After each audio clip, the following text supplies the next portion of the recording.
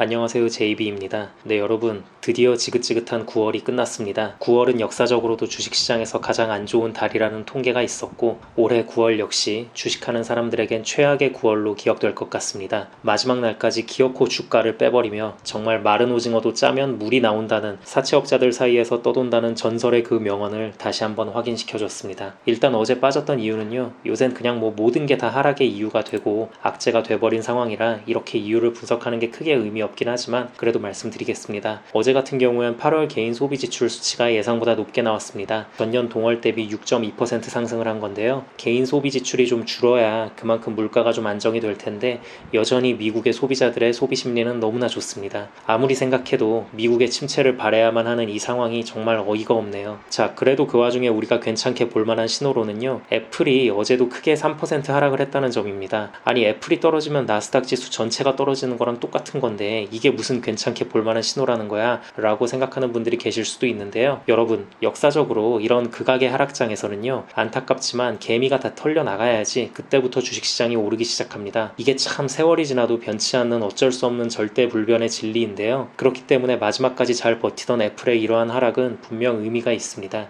정말 이제는 세상에서 가장 안전한 주식이라고 평가받는 애플에 대한 기대심리마저 완전히 무너지면서 주식시장에 대한 사람들의 기대심리가 완전히 꺾이고 있는 거라고 보시면 됩니다. 물론 여기가 최저점인지 아닌지는 아무도 알 수 없죠. 하지만 발바닥까지는 아니더라도 적어도 무릎 이하의 저점인 것은 맞다고 저는 생각합니다. 그렇기 때문에 우리는 이렇게 남들 다 털릴 때 분위기에 같이 휩쓸려서 털려버리면 안 됩니다. 어떻게든 버텨내야만 합니다. 이제 와서 손절하고 포기해버리면 다른 개미들과 다를 바 없는 평생 실패한 투자자로 남게 되는 것입니다. 여러분, 다시 말씀드리자면요, 요즘 같은 하락장은 정말 그야말로 기회입니다. 10년에 한 번 마주할까 말까 한 역대급 기회를 여러분들은 마주하고 있다고 보시면 됩니다. 아니, 어쩌면 이런 기회는 여러분들의 앞으로 남은 인생에 있어서 두 번 다시 경험하지 못할 수도 있습니다. 코로나로 주가가 미친듯이 폭락하고 개미들을 전부 다 전멸시켜버린 후 다시 지구 끝까지 올라갔을 때, 그때 당시에 정말 말도 못할 회복 속도를 많은 분들은 직접 목격했습니다. 그리고 그 당시 주식을 하고 있지 않아 직접 목격하진 못했더라도 과거 차트를 보며 우리는 늘 아쉬워했습니다.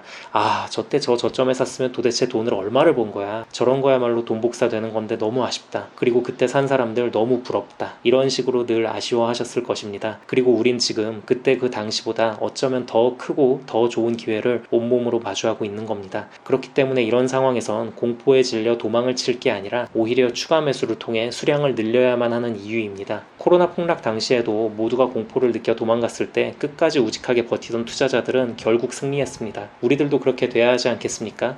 물론 고점에 돈을 몰빵해버려서 사고 싶어도 더 이상 못 사고 계신 분들의 마음을 제가 모르는 것은 아닙니다. 하지만 그래도 무리해서라도 아주 작은 수량이라도 한 주, 두 주씩이라도 어떻게든 계속 사 모아 가시기 바랍니다. 제가 영상에서 늘 말하지만 연준이 요즘 짝이라도 한 듯 미친듯이 계속 하락벚국이 날리는 거 저거 오래 못 갑니다. 이미 전 세계 여기저기서 미국을 향한 반대의 목소리가 엄청나게 나오고 있습니다. 이 상태 계속 유지하다가 동맹국들과의 관계 전부 다 틀어지고 미국 중심으로 구성되어 있는 전 세계 질서도 다 무너지고 미국은 패권국으로서의 지위조차 날려버릴 수 있습니다. 그렇기에 결국 연준이 어느 순간 하락벚국이 날리는 걸 멈추고 상승 비둘기를 날려주는 순간 이 모든 스트레스를 견뎠던 여러분들은 그 보상을 확실하게 받을 것입니다. 아무튼 드디어 지긋지긋한 9월이 끝나고 10월이 시작되었습니다. 10월은 비교적 증시 분위기가 좋았던 달이라고 하니 이번 달은 한번 기대해 봅시다. 그리고 그동안 또 내려도 너무 심하게 내렸기 때문에요, 이젠 시장이 작은 호재에도 크게 반응을 할 때가 됐습니다. 10월 달에 나올 지표들은 우리 주가에 좀 좋게 나오길 바라봅니다.